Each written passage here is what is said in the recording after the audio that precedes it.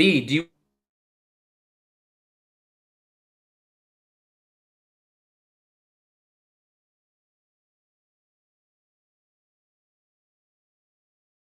Yeah, from the desk we hit you with the hard truth. Ay. Nate, Jay, and Chris, we running the whole booth.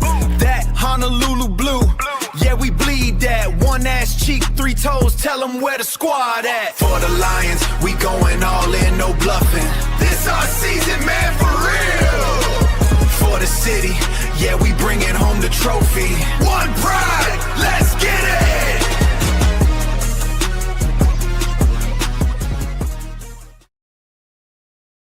And welcome to the show. I am your host, Nate the Great. I got here me C Money, Jay Weezy, and Mr. B Strilla in the back with the producer. Say hello, B. I think I say hello. I don't know. He ain't gonna say nothing. He just be like, I thought he was gonna pop in or say or make some kind of like sarcastic sound or something. Dang it. Anyways, we shook things up a little bit, but he's still with us. And he's rocking the ones and twos in the back. So yeah, here we are. We're back after the draft. Feels like it was just yesterday because everybody is tired and dragging ass today. I know I am, but we're gonna power through this, baby, right? Yeah, absolutely, man. Mm-hmm. All right, no, bro. How y'all fellas feeling? How y'all doing? Doing good. I'm feeling good, man. Seriously. Yeah, man. Actually feeling really good. Okay. All right. Well, good. Especially after the draft. I'm feeling great. Yeah. I think anytime the draft ends, you get super excited. Like it's that circle of nonsense where you go from the despair, dismay, the obsession, the frustration, all that.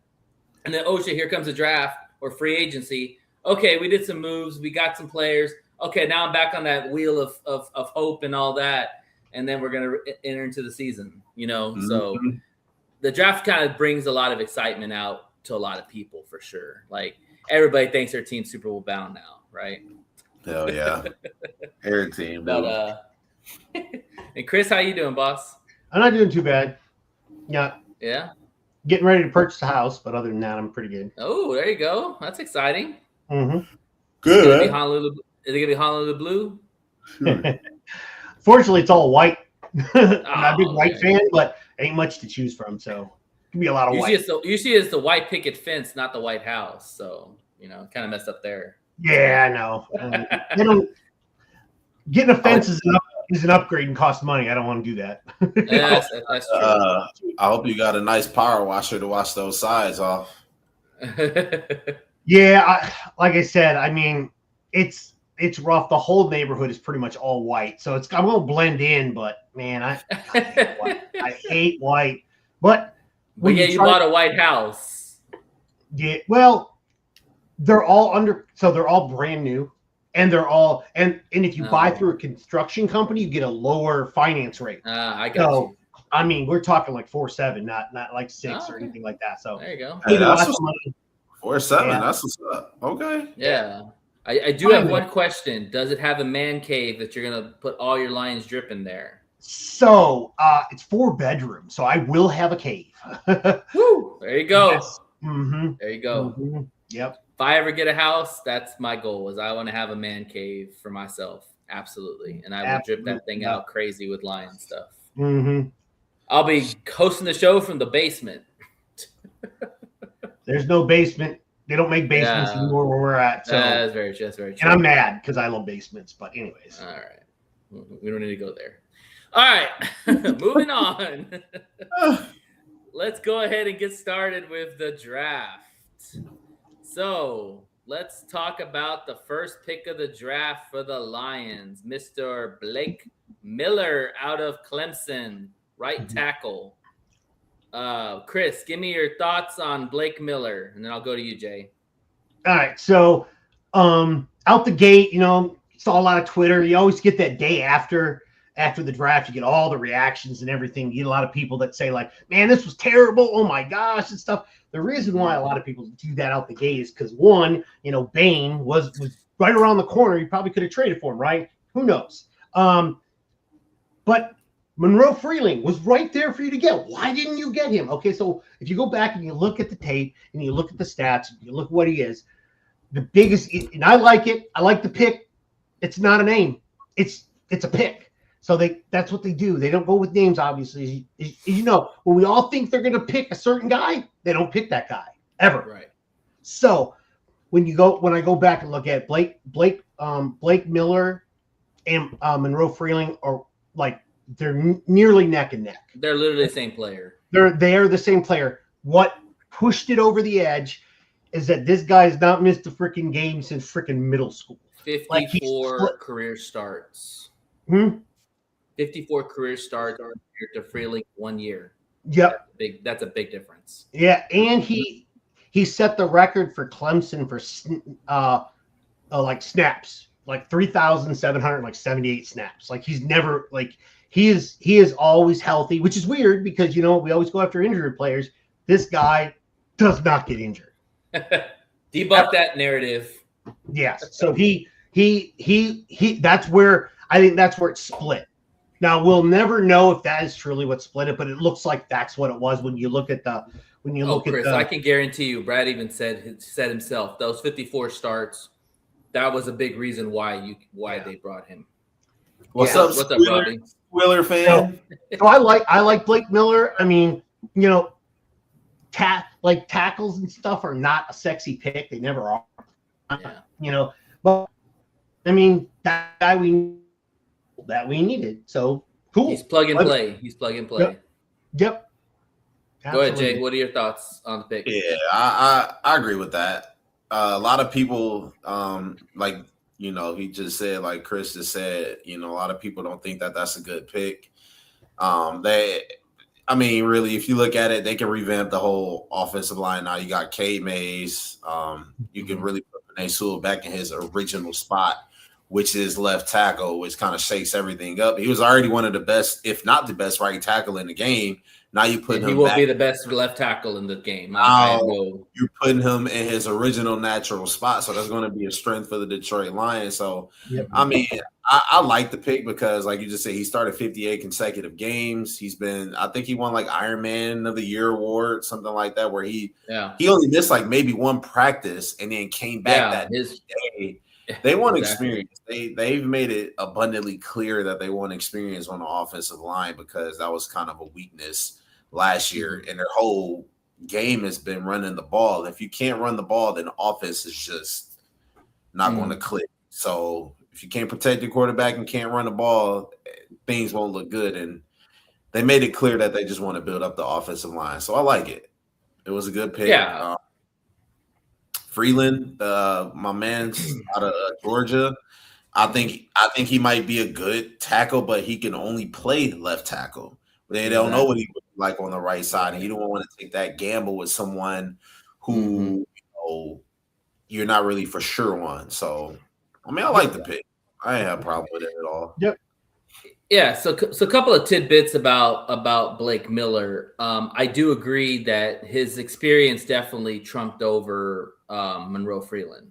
Monroe Freeland played one season to where Blake literally played almost all 4 years, which is impressive. And if you talk about durability, you want your big uglies up front to be durable because they're the ones that are going to have the most pounding from the defensive lines and the cuts and the blocks and all that. So you want your guys coming in already healthy.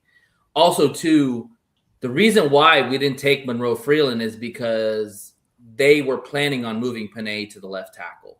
That was going to be a plan when Decker retired. And I guarantee you they told Penei that once Decker retires or leaves the Lions, you are going to go to left tackle because that is where we drafted you to be our cornerstone. And he's only 25 years old, and he is now going to be our left tackle, and you don't blink a minute. Like, he's going to hold down that spot for the next 10 to 15 years, probably as long as Trent Williams is playing right now. Like, he's that good or better. So that's why you get a guy like Blake Miller who has played right tackle, understands the position, and he's plug and play, and the thing is they don't have to rush him onto the field. You could go with Larry Borum if you feel confident with Larry Borum, Or if he wins out the outright job, then that's great. That Larry Bourne becomes your swing tackle and you're good. A funny story about, I don't know if y'all heard this, but how Blake Miller became right tackle is, I don't know if it was Pee-wee or if it was junior high or middle school. He was trying out for football, and the left tackle position was so freaking long. He said, "You know what? I'm going to go to the right tackle and go in this line because it's shorter." And here you are. Now he's your draft pick at the number 1 pick for the Lions. Isn't that crazy how things work like that? Yeah, Absolutely. So Absolutely. real quick before we move to Derek Moore, does he start game 1? Yes or no? Yes, absolutely. No doubt about it. He starts game 1 for sure. Oh, I really want to agree with Jay. I really do. Hey, give your other opinion. That's fine. There's no. Okay, so the opinion has backup material to it, but it's always a what if. Every draft pick's always a what if. Sure, he absolutely should be the starting day 1 right tackle. Mm-hmm. You hit that, but when you go to hit that that freaking camp and everything, I know he's going to go balls to the wall. Like, I mean, he's going to play well. We always think tackle. Okay, well, cool. Like Panay did that, so why doesn't he do that? Like we just don't know. So he could go in and he can be great, but the intricacies of having to shift and stuff like that, Bourne already knows that stuff. He already got all that stuff. And he's been in the battles, he's been in the wars and the NFL lifestyle. Whereas Miller has not yet. Now, I expect him to do that, but I can't guarantee he'll be the first. Like he'll be starting day 1. He should.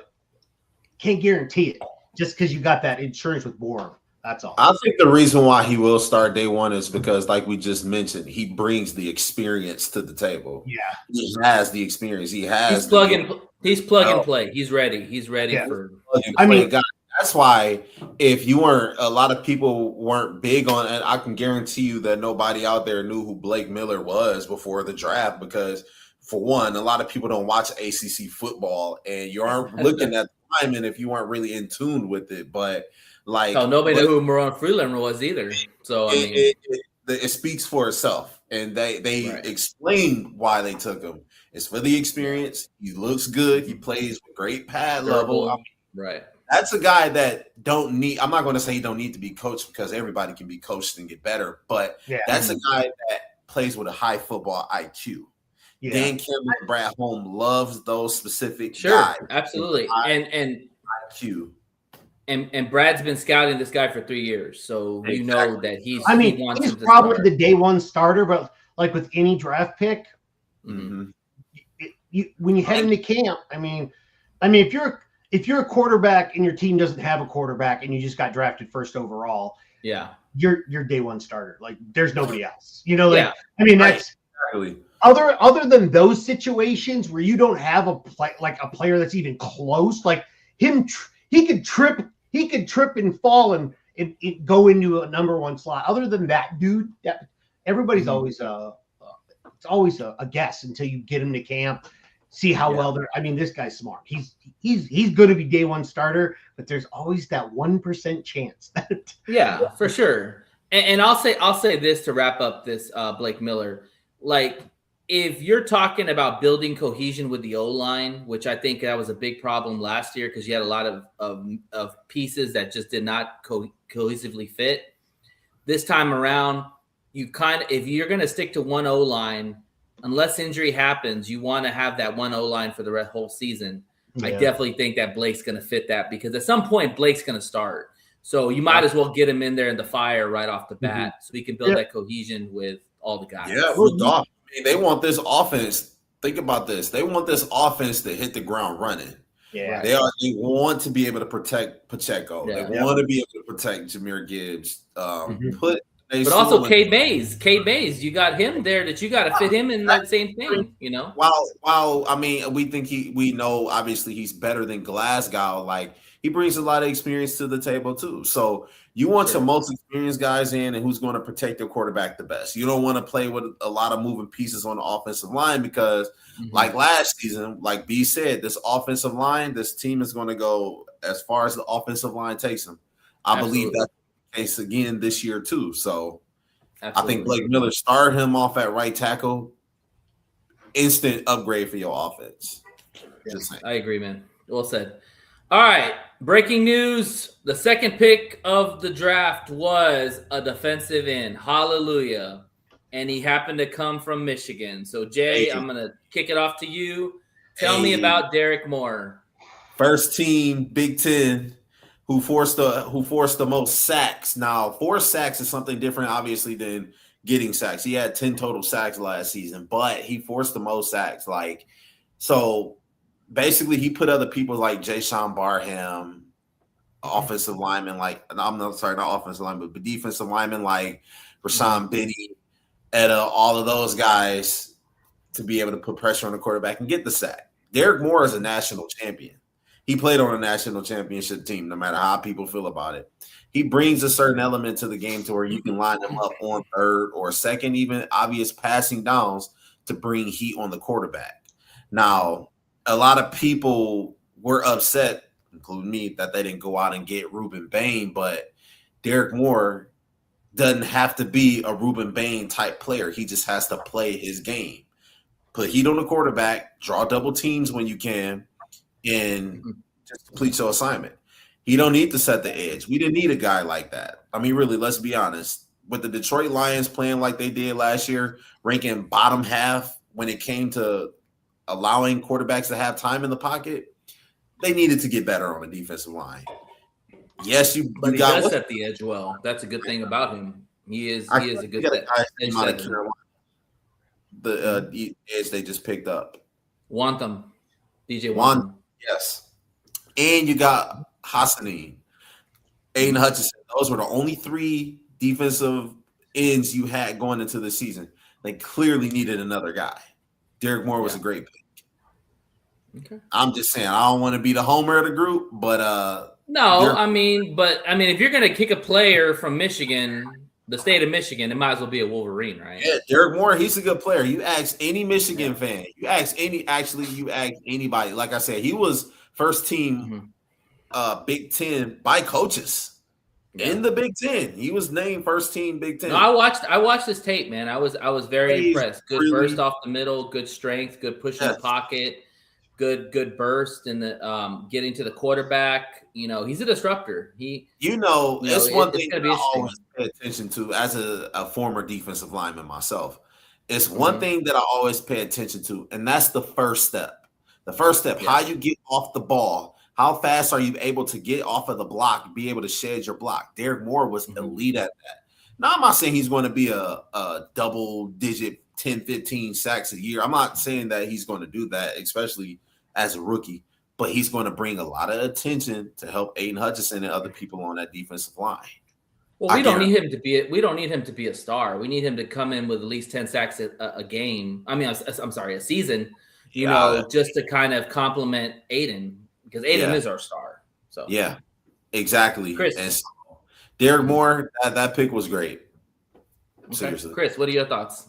I like the pick. I've been wanting an edge rusher for a while. I think everybody and their mother has wanted one. Yeah.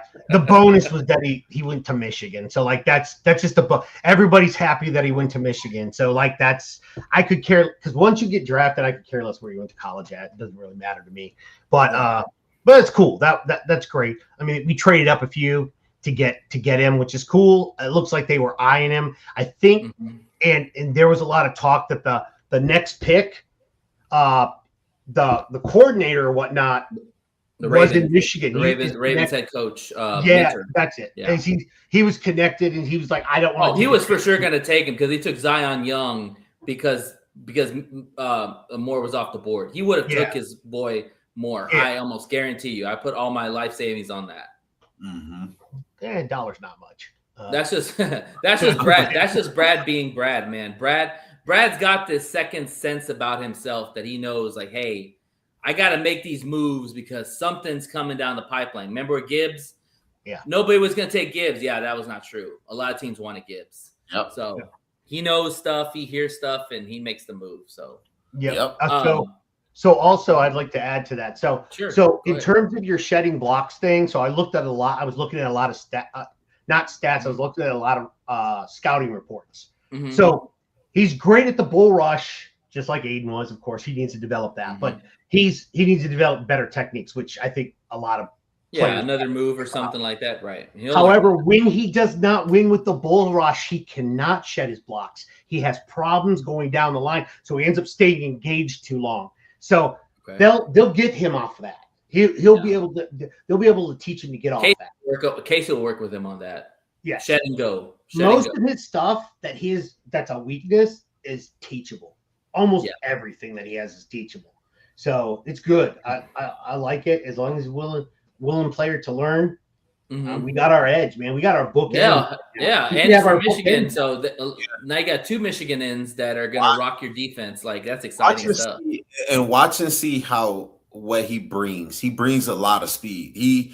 When he, like I said, that first step off of the line of scrimmage is pivotal, because if you are predictable to the tackle or wherever you're blitzing over the guard or whatever the case may be, that's what make people like TJ Watt, Micah Parsons, Garrett, and them so elite. Not only their power and able to get off the bull rush, but it's how the first step.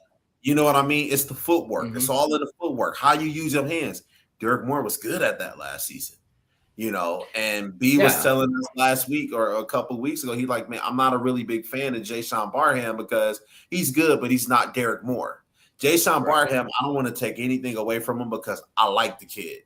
But he was a byproduct of how good that defensive line was, how good the other guy on the other side of him was.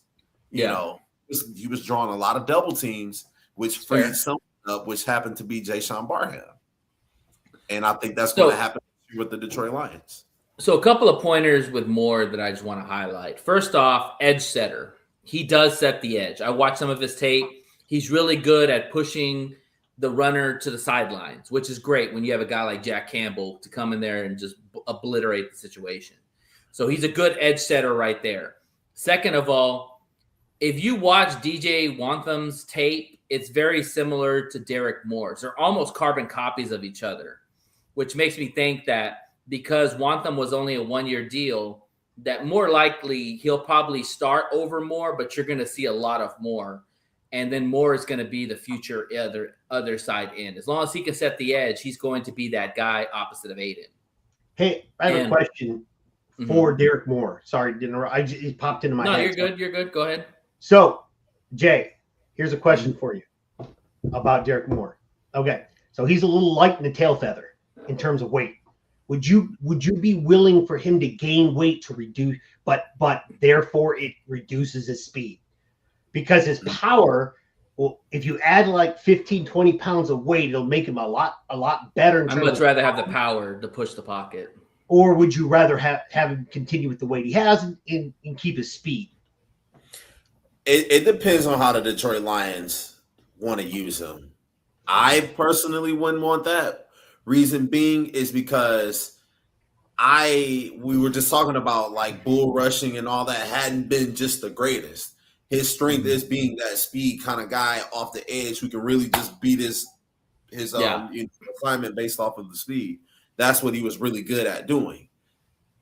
But I mean, if the Lions want to use him that way and they feel like that can benefit him, I mean, I'm not going to be opposed to it. I'm not the biggest fan of it, but I wouldn't oppose it. Well, Aiden's going to get to the quarterback almost every damn time. He's either going to miss or he's going to sack. Like we see Aiden all the time right by the quarterback. So he's going to get there. So if he can have somewhat of a bull rush, he pushes that tackle into the quarterback.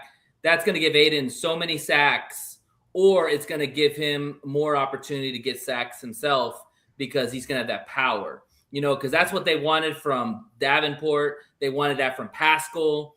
They wanted that thicker defensive end that had passing rushing ability, but also could push the pocket into their star pass rusher. That's what any guy that wants a defense to be successful, you want to have your speed rusher, which is Aiden, your guy that can do everything. And then you want to have your complementary rusher that can push that pocket and allow those easier sacks. So I think it's going to be a little bit of both. I think they'll bulk him up a little bit, but they don't want to lose some of that speed because he does have good burst, and you want to take advantage of those opportunities. The fact that he's an edge setter he very well, if he balls out early in the process, he very well could outseed Wantham. I'll say that right now. I definitely think he can. And I mean, I know this is a bit of a stretch here, but I want it to be something like Fisk and what's his name kind of situation over in LA. I know he's obviously not on that level, obviously, but what I'm saying is I kind of want it to be that way. You see how one complements the other? They're like yin and yang, like those two right there are like great. They don't have the biggest names, but they're so efficient. That's how I kind of want it to be like, and I think Derek Moore can really bring that type of energy to the linesman. I would also say like Will Anderson and DeLeon Hunter. Will Anderson's your speed rusher. Dylan Hunter is more of your bigger defensive end that has good speed, but he's also got a lot of power to his game, so he pushes the sacks for Will to get. So that's why he was so effective. Same thing with Will Anderson is a monster. Right. But Muhammad was the same way last year for Aiden. Muhammad, when he won his battles, he pushed the pocket for Aiden to get all those sacks. So that's exactly what they want from Moore.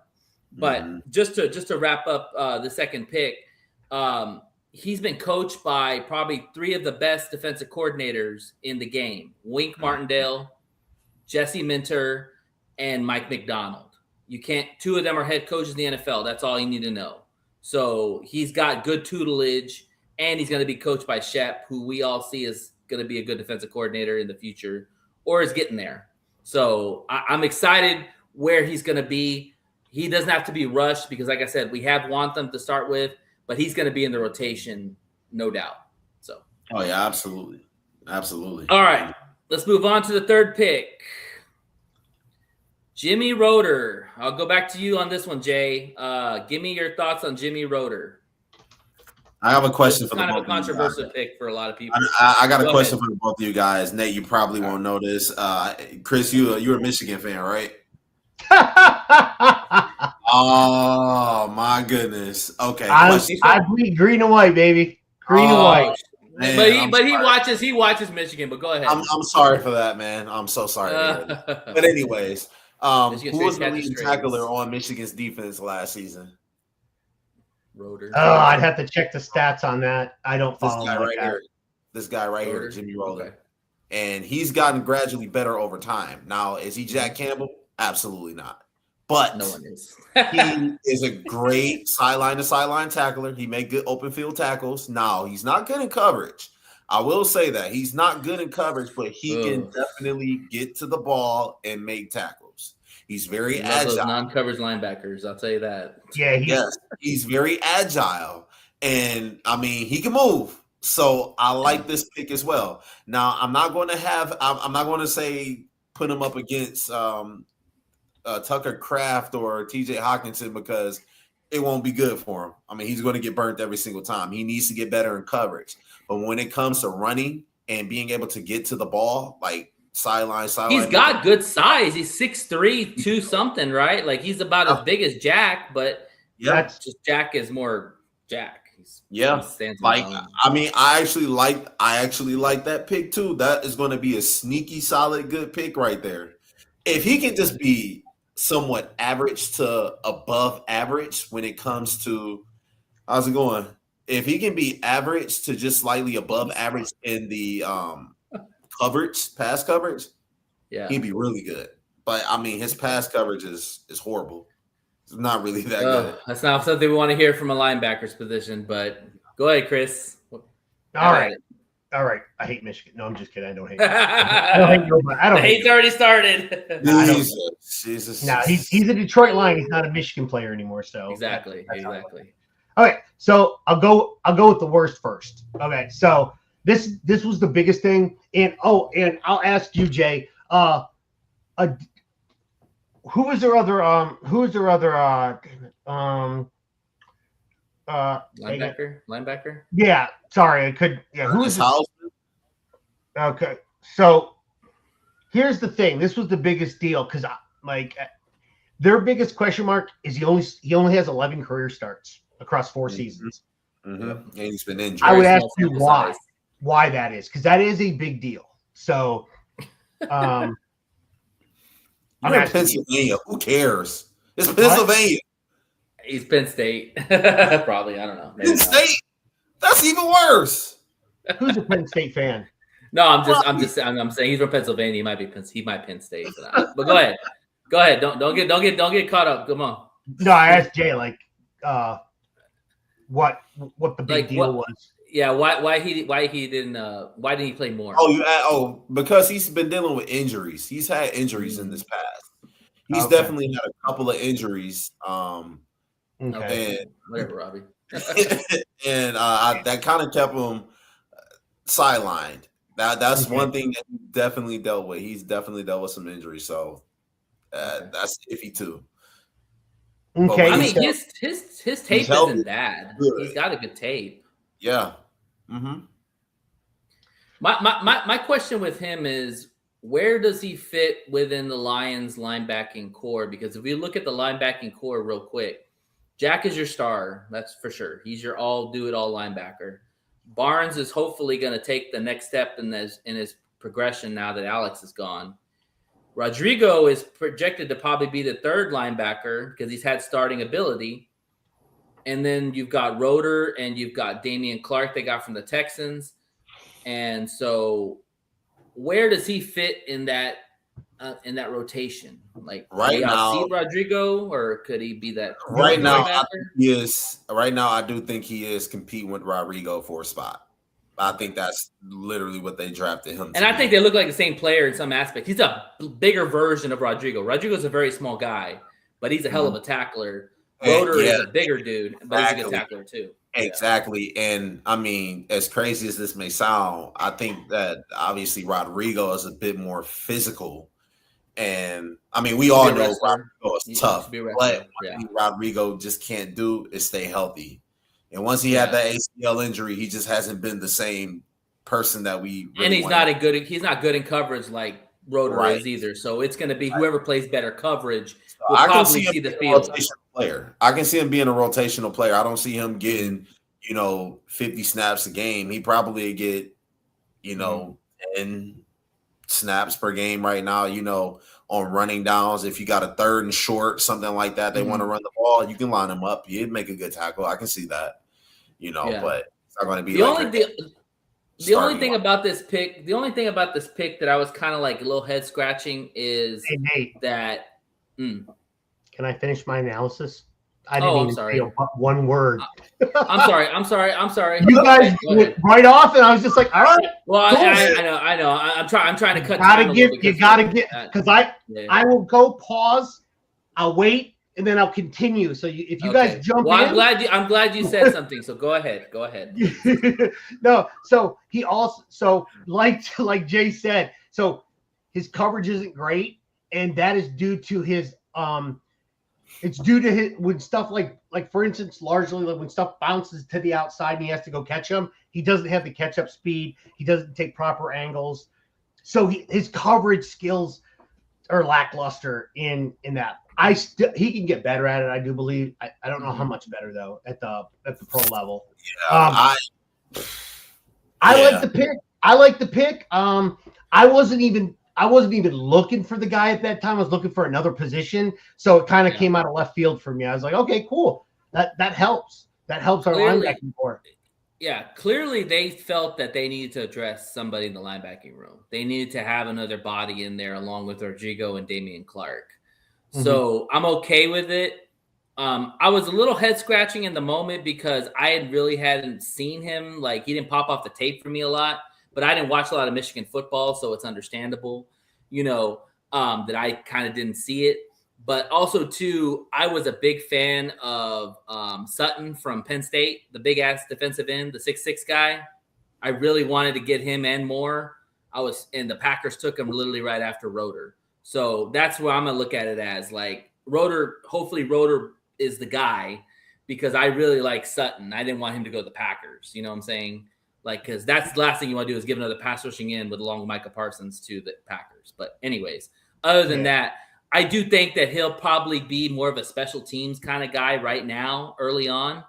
And then he'll work his way up kind of like Rodrigo did. But I think that they trust Rodrigo right now because he has starting ability. Like before we got Jack Campbell and Derek Barnes, Rodrigo was our starting linebacker at some point. So right, wrong, or indifferent, he was one of the guys. So we'll have to see. All right, let's move on to the next pick, and that was the cornerback. This is my favorite cornerback, Keith Abney. All right, Chris, tell me about Abney.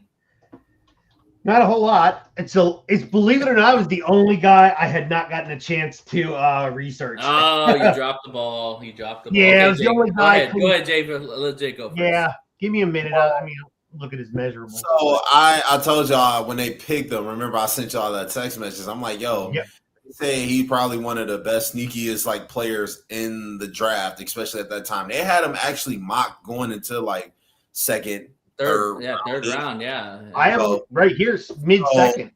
So yeah, like I think that was actually a good pickup. And with the departure of, I said this on the local Detroit radio station, I said with the departure of Amik Robertson, he fits right in. I mean, obviously he needs to gain the experience, but I mean, if you think about it, they're the same height, around the same weight. They both played like ferocious pit bulls. That was his comp. Was Amik Robertson. Now he's going to be younger. Obviously, he's going to be a little bit more durable, so I think this is going to be a great pickup. That's someone that really, if he can prove himself in training camp, he might be another plug and play guy. He looks like a dog. Yeah. He might be another. What did Liz say? She just said something. Can you bring that back up? Read that again. See money, love the facts that y'all have great picks. What are y'all going to do with it, though? They're gonna draft. What they're gonna do, Liz, is that they're gonna draft people that can play now. They don't want people that they can develop in the future. I think they did that with their luxury. No, pick. they drafted a lot of plug and play players now. Exactly. They knew that they only had one bite at the apple. You go out there and you get people who can contribute to your team now, not 3 years from now. You're not going to trade 50 million picks to get somebody project.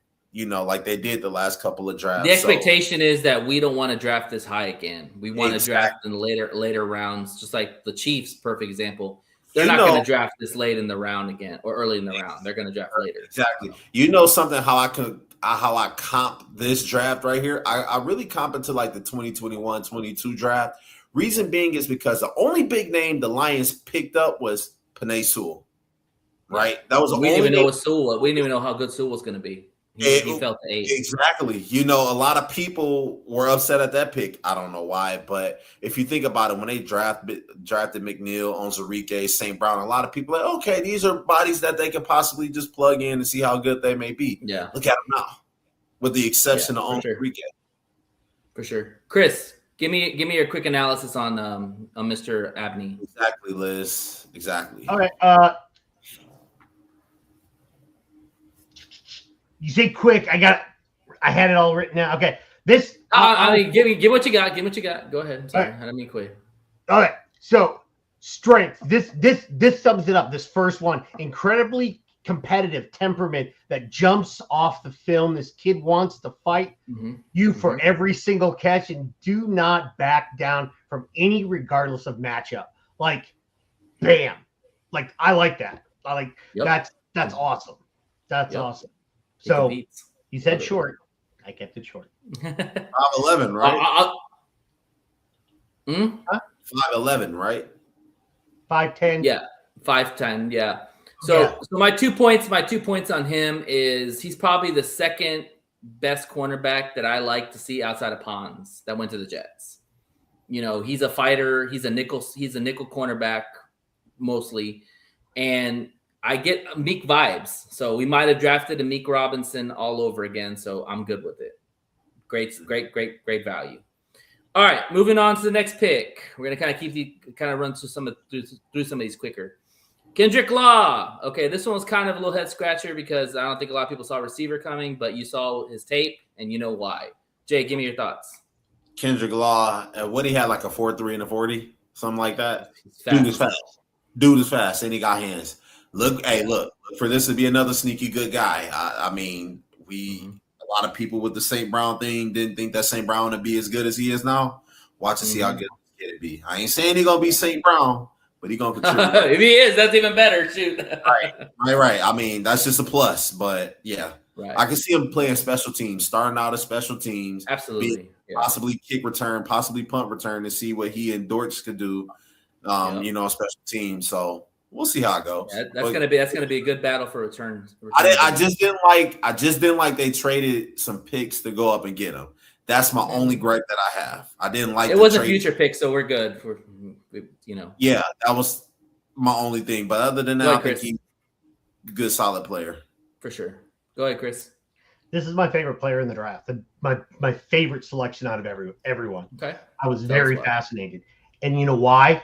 Because this guy's 3 inches taller and the perfect replacement for Khalif Raymond. The guy is the same speed roughly. He has contested catch. He knows sideline. He punt returned in college. He is a fast dude. He can catch. He has hands. This is Khalif Raymond 2.0 right here. Now, he's not coming out the gate like that. Give him some time. But he literally is Khalif Raymond. Same size. Yeah. Everything is very similar to Khalif Raymond. This is your Khalif Raymond right here. I think he'll eventually become our full-time punt returner. Yeah. My quick thing is, if Dort doesn't just light the world on fire, this is your replacement for Dort, because it was only a 1 year deal. So you got your replacement for the future. All right, moving on. We got. Oh, this is my favorite pick, actually. I take that back. This is my favorite pick. And it's actually Texas Tech B, but that's all right. I would love them on A&M. Eat it off, Nate. I'm going to go first. So this guy is sneaky good. Texas Tech's D-line was one of the best in college football last year. David Bailey was your second overall pick. This guy was drafted. They had another couple of guys that – actually, the whole D-line got drafted. So – one thing I like about this guy is he's got athleticism. He can take the ball and pick it off and take it to the house. That's pretty good for a guy this big. He disrupts the middle, and he blows up plays. And when you look at our D tackle room, you've got Aleem McNeil, Tyleek Williams, and that's it right now that I believe in. Wingo, we'll have to see. Levi, we'll have to see. So this guy could jump into that rotation. I think he's got that ability to be either mostly a run stuffer, but he could also be a pass rushing disruptive in some aspects. So I thought this was a really sneaky pick for the Lions. Whoever wants to go. Yeah. I watched a lot of Texas Tech game out of spite. Mm-hmm. Not Texas Tech, I'm sorry. Yeah.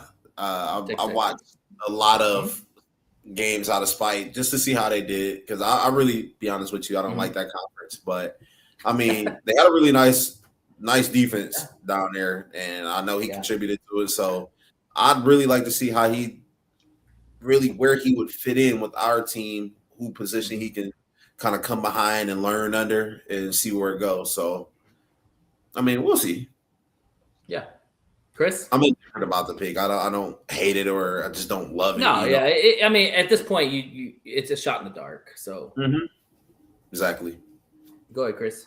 So I mean, once you get into these later rounds, I'm not as big on measurables and stuff like that. What can you give me at the end of the day is what I'm looking for. What is your possibilities? Now, I mean, if he was 4 or 5 inches taller and probably 15, 20 pounds heavier, he'd probably got drafted a higher. Yeah. He'd have been a second round pick. Absolutely. For sure. Yeah. So this guy, he's very small and very light in the I mean, he's 280, 6'1".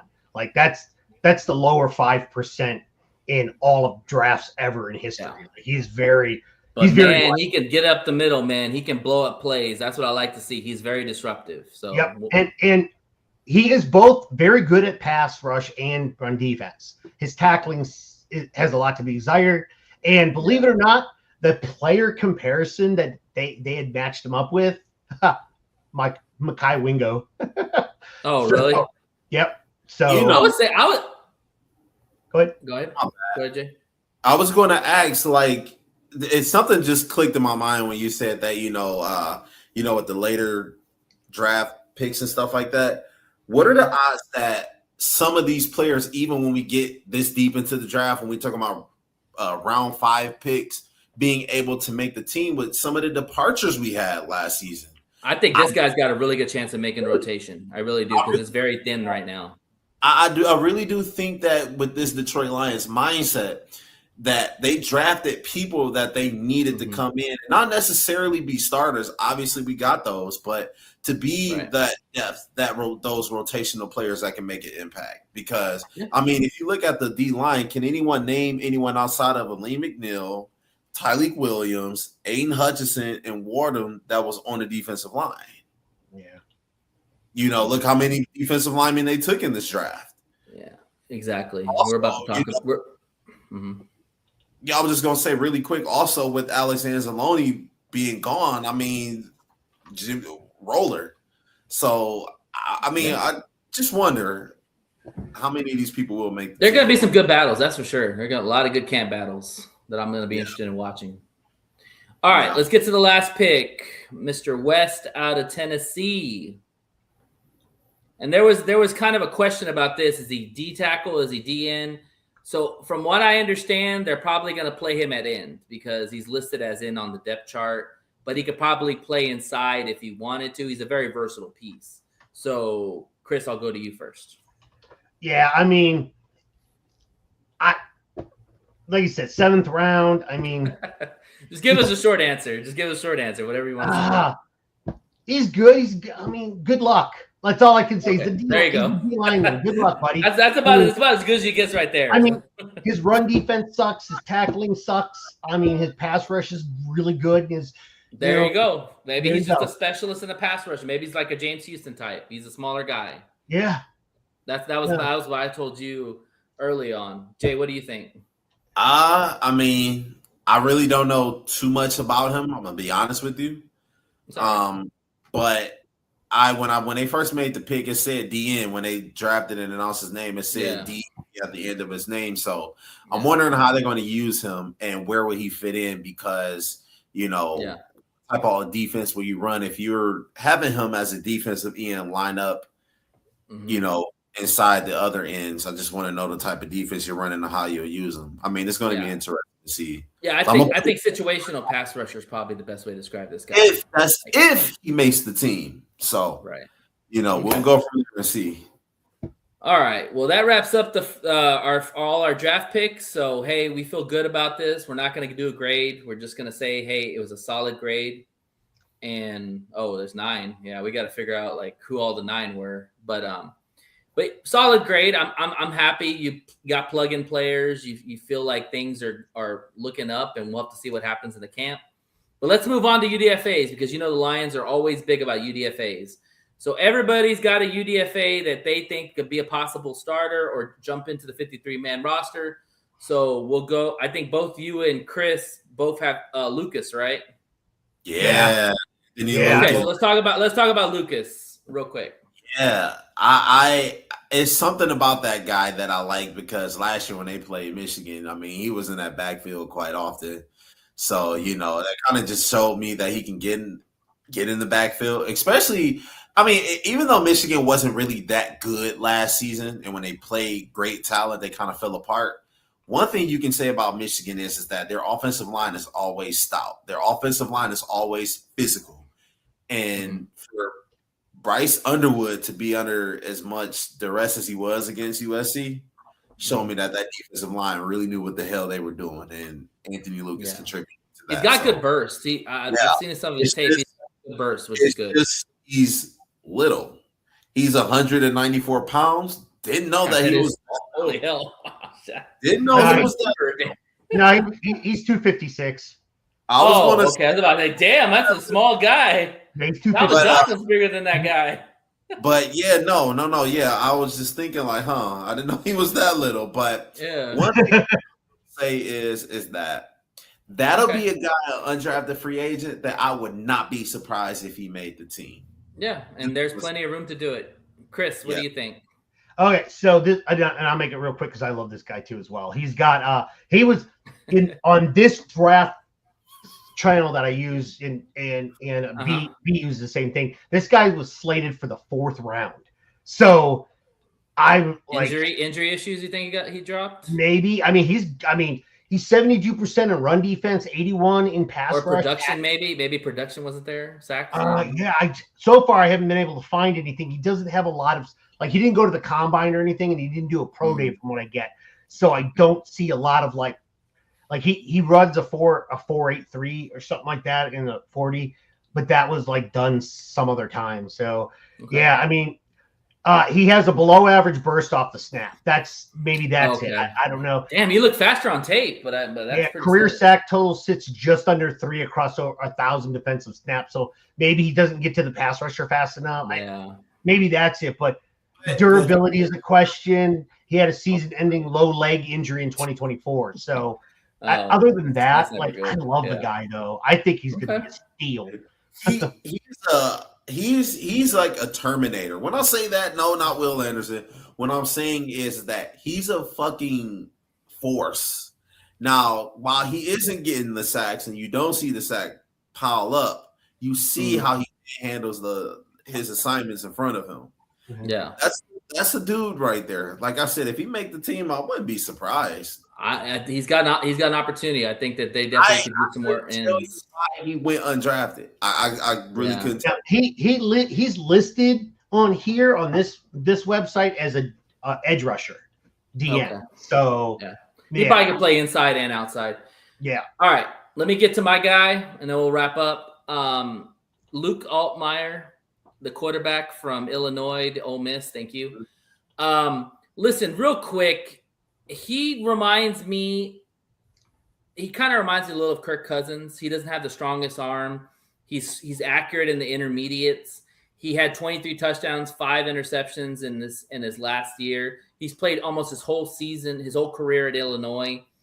He's just a backup. Like I'm not screaming anything more about this guy. Listen, Teddy Bridgewater is 33 years old. You're probably not going to have him next year. This is a guy you develop to be Jared Goff's backup going forward, and the guy can move. He had 700 yards last year as a quarterback running.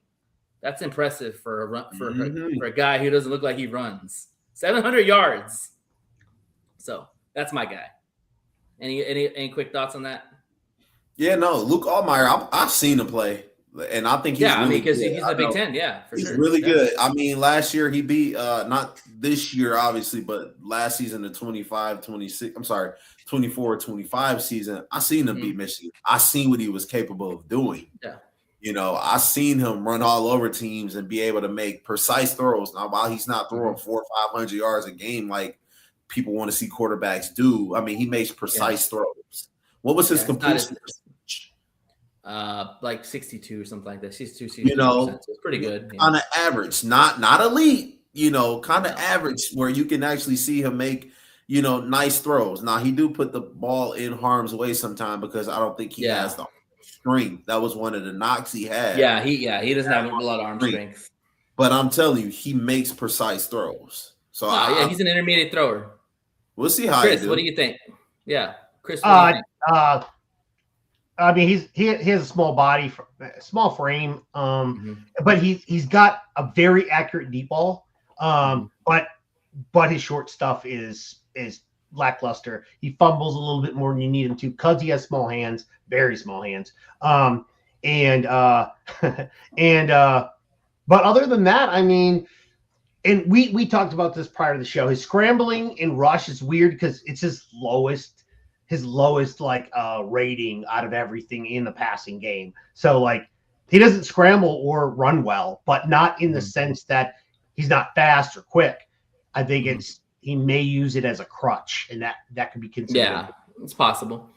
J Train, I don't know anything about this guy. Do y'all know anything about this real quick? Michael Heidemann out of Central Michigan. Yeah, I know a little something about him. I heard buzz about him. I seen him in the game. I mean, he looks good. He looks solid. I think he'd be a nice player, you know. I mean, 10 sacks and 16 TFLs are pretty good numbers. Yeah, a lot of people, when they come to MAC schools, they don't, for some odd reason, they don't get the respect that they deserve. That's still like a D1 college right there. So, I mean, yeah, dude, I think he's going to be a great addition to that defense, man. Yeah. Seriously. And the Saints, appreciate it, man. And the Saints need all the talent they can. Like they have open roster spots everywhere. 63. So yeah, close enough. All right. Well, any final thoughts before we wrap this puppy up? No, Any not at all. Draft? Anything? No. Well, actually, good. I actually do. I actually want to ask the both of you guys. I know the offseason is still here. They're still going to make some moves, but so far with free agency and with the draft behind us, what do you give the Lions offseason so far? I'm going to say I give them a B. A B's fine by me. I need to see what these players are going to look like in the Lions uniform. I'm always on the field. Yeah, because I mean, as it stands, if you ask me like how a player does after 1-2 years, I still don't. I don't evaluate until after the third year. So, I mean, everything's a crapshoot in every pick, even though first rounds should be guaranteed like hits. They're still crapshoots. You don't know what's going to happen. Yeah. On paper, they look like they improved. I think the Lions have a better roster than they started with. Before free agency and before the draft on paper, but that's it. I don't know if they've improved because we don't know if they gel well or not. Exactly. We don't know until we see an actual game with them. So, but so far I feel good about them. I just don't think, thanks Liz. I just don't think that, and I'll say this real quick. We're not a Super Bowl roster yet. I think we still need to maybe have another year of a great draft, and then we could talk that and have a conversation. And these players, at least the first 4 draft picks, has to step up and actually. They got to be impactful for sure. Yes. All right. Well, y'all. Thank you for tuning to the show. Please like and subscribe. One Ass Cheek and Three Toes on YouTube. Check us out. We're hoping our next show will be for the schedule release. That should be fun. Always a good time to find out who we're going to play and when we're going to play them. We do know we're going to Germany this year, so that's super exciting. I'm sure Amon-Ra St. Brown can't wait for that game. Don't tell Amon-Ra that, man. He loves Germany. But yeah, so we'll have a schedule release the next show, so that will TBD when we're going to come back out. Thank you very much, G-Spot. Who that is. Thank you. That's awesome tag. Thank you. yeah. That's about all we're gonna go there on that one. But anyways, I want to thank Jay Weezy. I want to thank C Money. I want to thank Mr. B Strilla in the back on the 1s and 2s. Shout out to everybody. Thank you, Liz, working the scenes in the back, doing her thing. Always a part of the show. So we are going to get out of here. One Pride. We'll see you on the other side. Have a good night. Peace. Go Lions. Peace.